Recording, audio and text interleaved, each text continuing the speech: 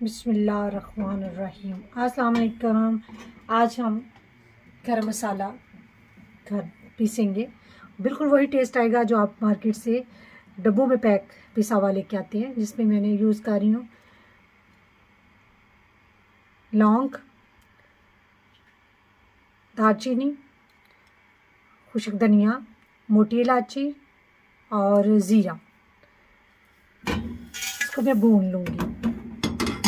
भूनने की वजह से इसका वही टेस्ट आएगा जो मार्केट में आपको पिसा पिसाया डब्बों में मिलता है। आप मिक्स मसाला ले आए बाज़ार से बेशक, या मैं ये ज़्यादा ये मसाले यूज़ करती हूँ।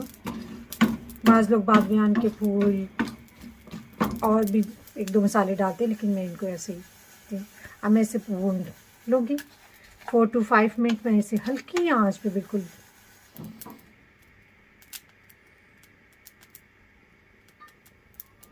भून लिया। अब मैं इसे ग्राइंडर में, ठंडा हो जाएगा थोड़ा सा तो इसको मैं ग्राइंडर में पीस दूँगी,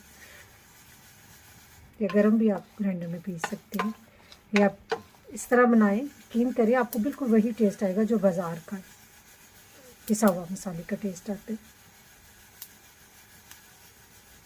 जी, ये हमने ग्राइंड कर लिया मसाला, और ये इतनी खूबसूरत इसकी खुशबू आ रही है, वाह। और ये ख़राब भी नहीं होगा आपका, कभी इसमें कीड़ा नहीं लगेगा, कुछ भी नहीं लगेगा।